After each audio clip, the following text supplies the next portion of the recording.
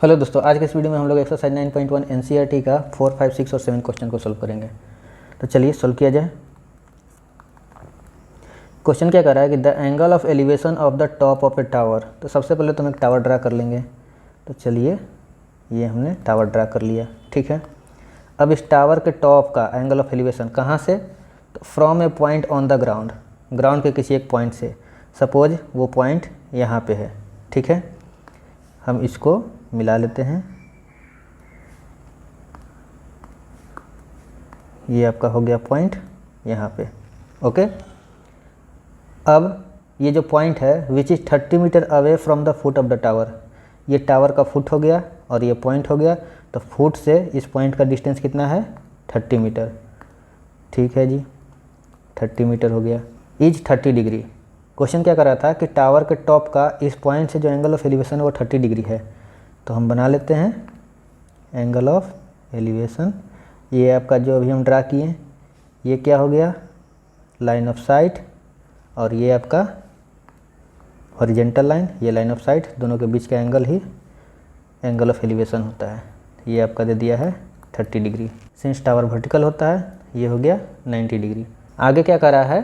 Find the height of the tower, मतलब हमें इस टावर का हाइट फाइंड करना है, ओके। हम मान लेते हैं इस टावर का हाइट h है। इसका हम कुछ नाम भी रख लेते हैं ABC। तो चलिए अब क्या दिया है, क्या निकालना है, हम उस पर गौर करते हैं। तो ये एंगल दे दिया है, ये साइड निकालना है और ये साइड दे दिया है। तो देखिए, तो इस एंगल के लिए ये परपेंडिकुलर और ये बेस, ये वाला बेस हो गया। तो परपेंडिकुलर और बेस किस फॉर्मूला में लगता है? tan में। तो हम tan थीटा का यूज करेंगे।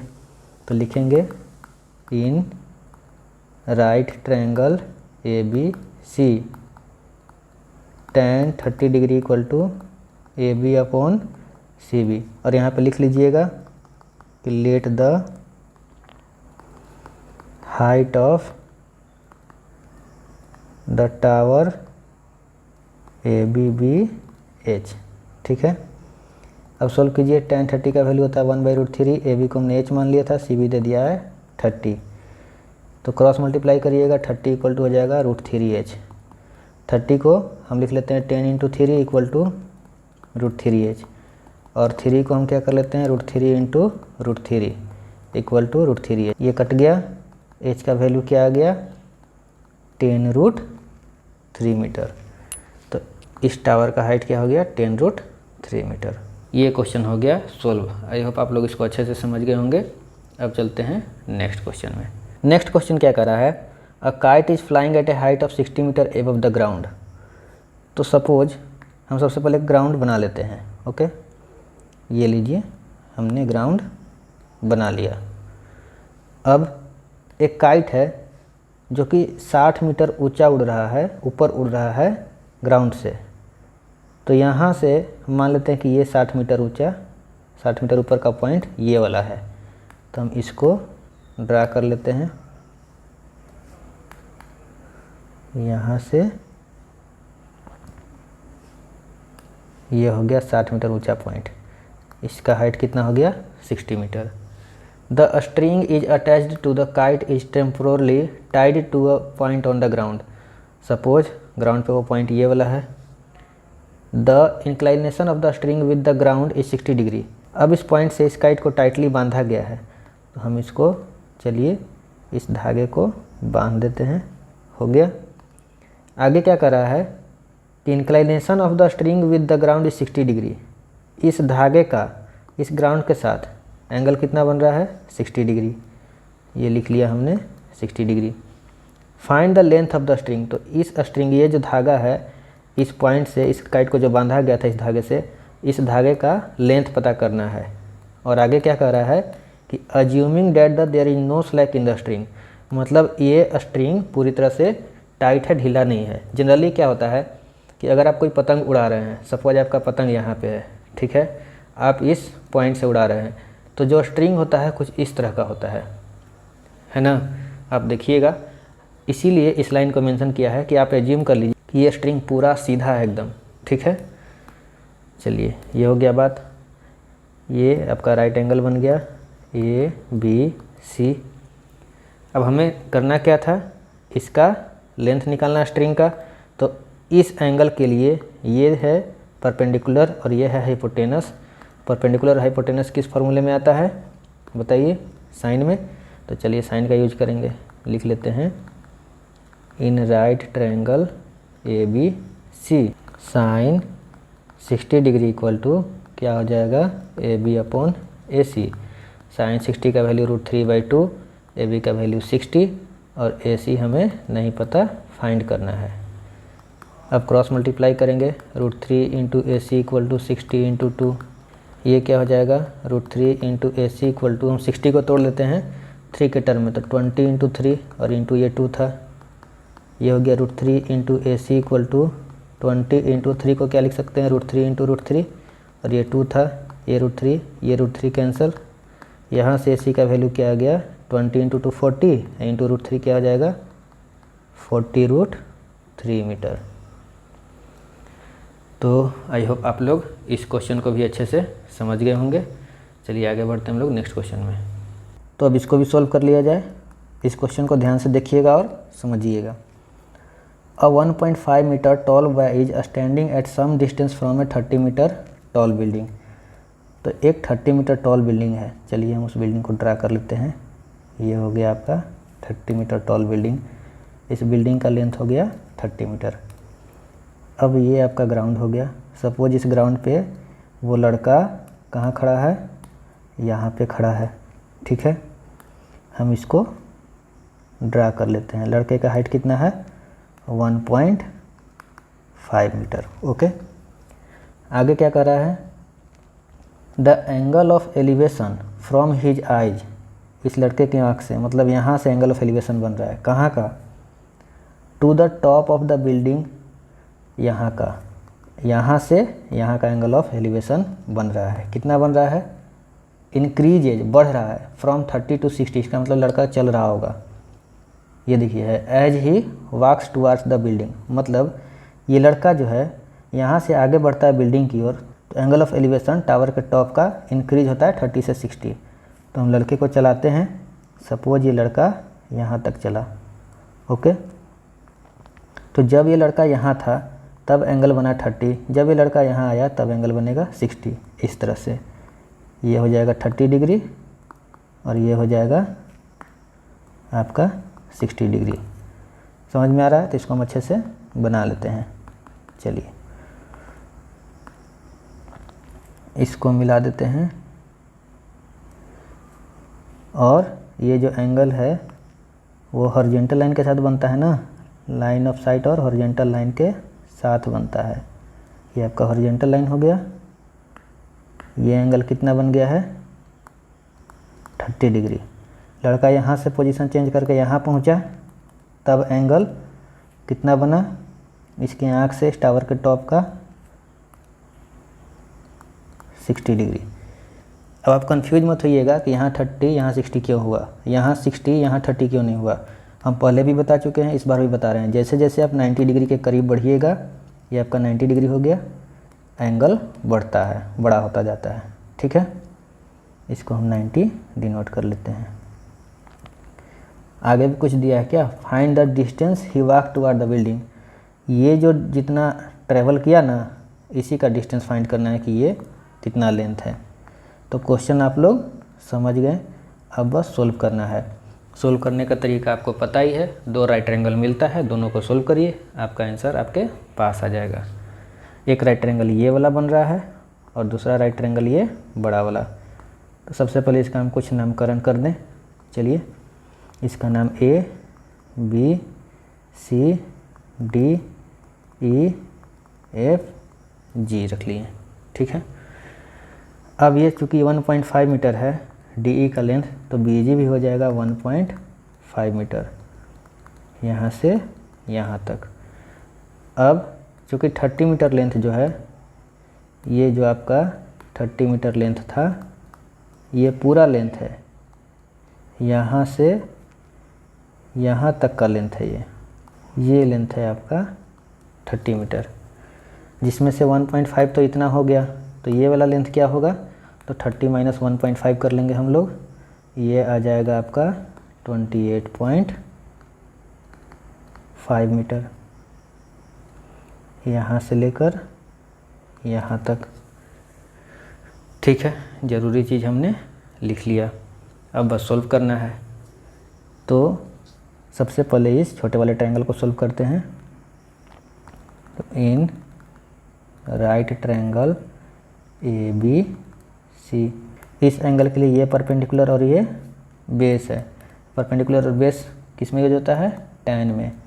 तो ये हो गया tan 60 equal to AB upon CB। tan 60 का वैल्यू होता है √3, AB का वैल्यू है 28.5 और CB हमें नहीं मालूम तो लिख लिया। अब क्रॉस मल्टीप्लाई करिए, CB इंटू √3 इक्वल टू क्या हो जाएगा? 28.5। तो यहाँ से CB का वैल्यू क्या हो जाएगा? 28.5 बाई √3। इसको हम रेशनलाइज कर ले, क्या कट जाएगा? CB इक्वल टू 28.5 बाई √3 है into √3 by √3। CB equal to 28.5 into √3 by √3 into √3 क्या हो जाएगा? 3 से काट दीजिए, 9 बार में हो जाएगा 27 और 115 9.5।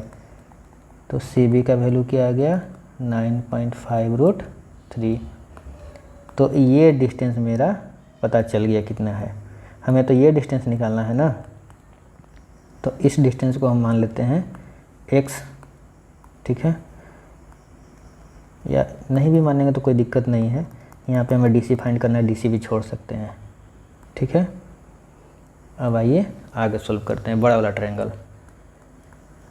Now in right triangle ABD, इस एंगल के लिए ये परपेंडिकुलर और ये DB हो जाएगा बेस। तो परपेंडिकुलर और बेस किस में यूज होता है? tan में। तो tan का यूज करेंगे, tan 30 degree equal to AB upon DB। tan 30 का वैल्यू कितना? 1/√3। AB का वैल्यू कितना? 28.5 और DB का वैल्यू कितना? तो DC प्लस CB हो जाएगा। अब CB का वैल्यू पुट कर लेंगे। CB का वैल्यू क्या है?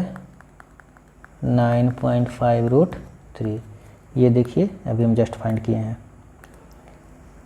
क्रॉस मल्टीप्लाई करिए, तो ये हो जाएगा 1 से मल्टीप्लाई, तो क्या हो जाएगा? उतना ही रह जाएगा, DC प्लस 9.5 √3 और इधर हो जाएगा 28.5 √3। तो DC इक्वल टू क्या हो जाएगा? 28.5 √3 माइनस 9.5 √3। तो DC इक्वल टू √3 कॉमन कर लीजिए, 28.5 माइनस 9.5। तो DC का वैल्यू कितना? जब माइनस कीजिएगा तो 19 √3 मीटर आपका आ जाएगा आंसर। तो DC का वैल्यू आपका आ गया 19 √3 मीटर। इसका मतलब ये हुआ कि ये जो लड़का था ये जब 19 √3 मीटर चला तब इसका एंगल ऑफ एलिवेशन 30 से 60 हुआ। ये बिल्डिंग की ओर कितना चला? 19 √3 मीटर। तो आई होप आप लोग इसको समझ गए कि क्वेश्चन को कैसे बनाना है, इसके फिगर को कैसे ड्रा करना है। तो हम लोग देखते हैं नेक्स्ट क्वेश्चन। चलिए इसको सोल्व किया जाए। क्वेश्चन क्या कह रहा है? From a point on the ground, ground पे एक पॉइंट है। ठीक है जी, तो हम सबसे पहले एक पॉइंट ले लेते हैं, सपोज वो पॉइंट यहाँ है। आगे क्या कह रहा है? The angles of elevation of the bottom and top of a transmission tower fixed at a top of 20 metre high building. तो सबसे पहले तो एक बिल्डिंग आप बनाइए। तो चलिए बनाते हैं। ये हो गया बिल्डिंग। ये बिल्डिंग का हाइट कितना है? 20 मीटर, यहाँ से यहाँ तक। आगे क्या कह रहा है कि इस बिल्डिंग पे एक टावर है, तो हम टावर को भी ड्रा ही कर लेते हैं। सपोज ये आपका टावर हो गया। ग्राउंड को भी हम लोग ड्रा कर लेते हैं, ये आपका ग्राउंड हो गया। अब क्वेश्चन के हिसाब से फिर से एक बार पढ़ लेते हैं। क्वेश्चन क्या कर रहा था? From A point on the ground the angle of elevation of the bottom and top of a transmission tower. देखिए ये पॉइंट से इस ट्रांसमिशन टावर के बॉटम और टॉप का एंगल ऑफ एलिवेशन कितना दे दिया है? 45 और 60 रिस्पेक्टिवली। मतलब बॉटम के साथ 45 बना रहा है और टॉप के साथ 60 बना रहा है। तो चलिए हम बना लेते हैं। बॉटम के साथ कितना बनाया एंगल ऑफ एलिवेशन? 45 डिग्री, और टावर के टॉप के साथ कितना एंगल ऑफ एलिवेशन है, तो ये है आपका 60 डिग्री। तो आगे क्या करा है, find the height of the tower. तो टावर अपना ये है, तो इसी का हाइट हमको फाइंड करना है। अगर इसका नाम हम ए बी रख लेते हैं तो टावर हो गया आपका ए बी, और इसका हाइट हम मान लेते हैं एच। यही आपको फाइंड करना है, ठीक है। बिल्डिंग तो आपका ये हो गया 20 मीटर यहाँ से यहाँ तक, इसका कुछ नाम रख लेते हैं सी डी। ये हो गया आपका 90 डिग्री।